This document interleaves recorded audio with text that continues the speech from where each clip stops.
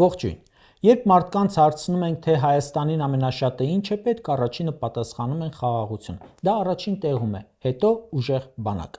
Չնայած մեր ժողովուրդը սոցիալական շատ ծանր վիճակում է ու դա գիտեք առանց իմ ասելու, այնուամենայնիվ քաղաքացին առաջին հերթին ոչ թե աշխատանք, թոշակ է ուզում, այլ խաղաղություն։ Ի դեպ նրանք չեն կիսում ՔՊԱ-ականների չափազանց անհիմն լավատեսությունը, թե խաղաղությունն արդեն եկել է։ ՔՊԱ-ականները դա ասում են առանց որևէ երաշխիքի, առանց ռազմաքաղաքական հաշվարկի, առանց նույնիսկ նվազագույն կասկածի։ Սա ընդամենը քաղաքական, աշխարհաքաղաքական կուրություն է։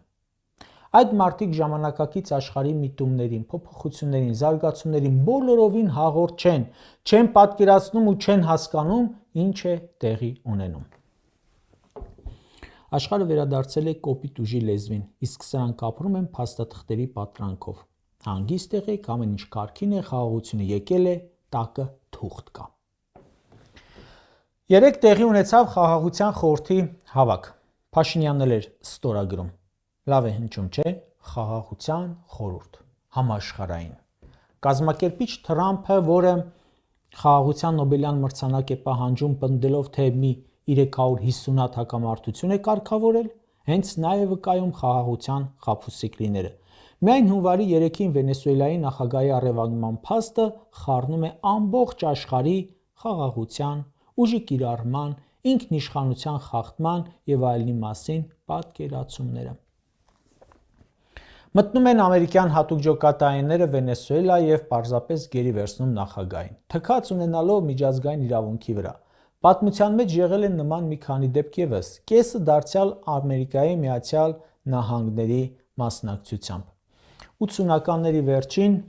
ԱՄՆ զինված ուժերը մտան Պանամա եւ ձերբակալեցին երկրի ղեկավարին։ Նույն ԱՄՆ-ն մի հատ էլ 2004-ին մտավ Հայիթի դաշնակից ուժերի հետ ու նախագահին տարավ երկրից։ Մի երկու այլ դեպքեր էլ են եղել՝ Չեխոսլովակիա, Աֆղանստան, բայց դրանք բոլորն էլ բացառիկ դեպքեր են, միջազգային իրավունքի կոպիտ խախտում եւ բոլոր դեպքերում էլ հանգեցրել են երկարատև ճգնաժամերի։ Հիմա Թրամփն ասում է աշխարհում գոյություն ունի մեկ իրավունք՝ ուժի իրավունքը։ Դա ասում է նույն Թրամփը, որը կարծեմ WhatsApp-ի համարը տվել է Նիկոլին ու ասել՝ հանգիստ գնա, հենց Ալիևը նեղի կզանգես։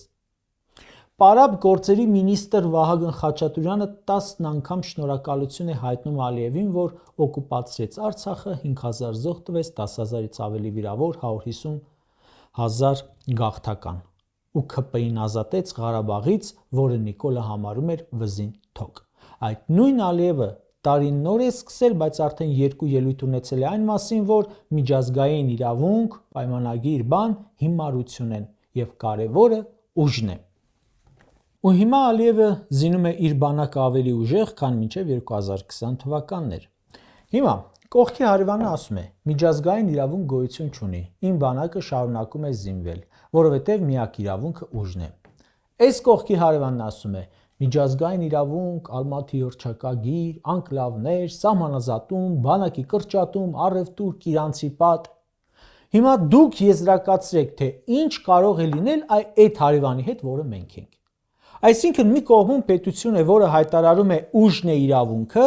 մյուս կողմում պետություն է, որը հրաժարվում է ուժից ու հույսը դնում է թղթի վրա։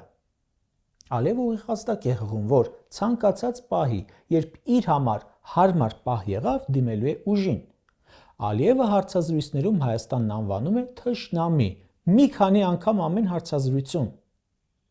Այն միջանցքի մասին, որ սրանք ամեն օր գովազդ են անում, Արարատ Միրզոյանը 2 օր առաջ Աժամբյոնից ասում էր 16 տեղ գրված ինքնիշխանություն բառը, մի 10 տեղ էլ իրավազորություն բառը։ Ալիևն ասում է, անունը ինչ էլ դնեք, միջանցք է դա։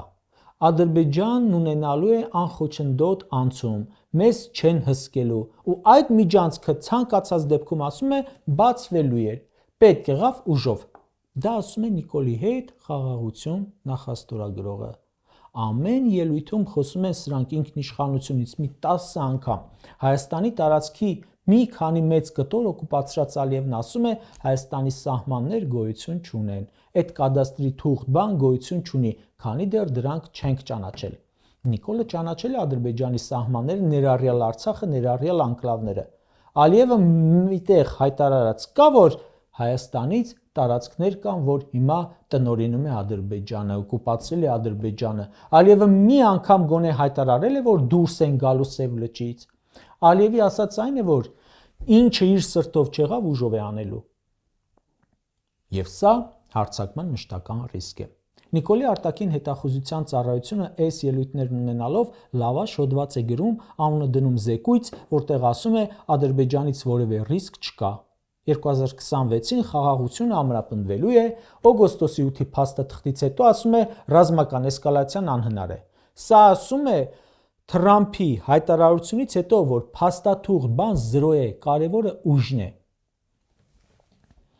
Այդ զեկույցը գրել են այն ֆոնին, երբ ամեն օր ռազմական մի քանի ինքնաթիռ զենք է բերում Ադրբեջան։ Կրկնում եմ, Ադրբեջանը հիմա զինվում է ավելի ինտենսիվ, քան այն տարիներին, երբ զինվում էր Արցախը գրավելու համար։ Ինչու ենք մենք անընդհատ անհանգստանում Ալիևի հայտարարություններից։ Պատճառն այն է, որ Նիկոլից ոչինչ կախված չէ։ Եթե ունենայինք այնպիսի ղեկավար, որի վրա կարող էինք հենվել, կասեինք ջանդամը, Ալիևն ինչ ասում է, թող ասի, մեկ է, մրթին ուտելու է, բայց ունենք խեղճ ու նվաստ Նիկոլ։ Ալիևը բացահայտ ասում է պատերազմի սպառնալիքներով Նիկոլին զիջումների եմ դրդում։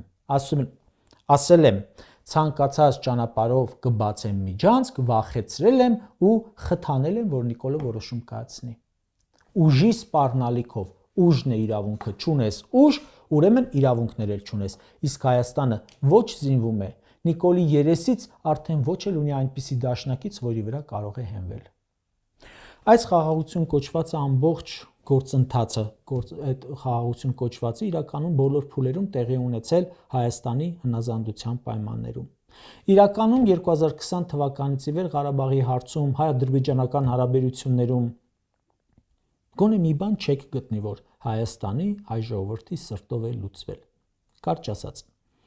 այս պահին ոչ թե խաղաղություն է, այլ հրադադար, որը պահպանվում է միայն Հայաստանի իշխանության միակողմանի զիջումների հաշվին։ Որքան շարունակվեն զիջումները, այնքան կշարունակվի հրադադարը։ Իսկ զիջումները խաղաղության պայմանագրով չեն սահմանափակվի, եթե իհարկե լինի այդ պայմանագիրը։ Ամեն հարցում, անգամ այն հարցում, որտեղ Հայաստանը արդեն զիջումների է գնացել եւ համարել է թեման փակված, վերադառնալու են ու էլի զիջումներ պարտադրեն ու ամեն անգամ ուժի սպառնալիքով։ Զիջումները վերջացան, վստահաբար կվերջանա նաեւ խաղաղությունը։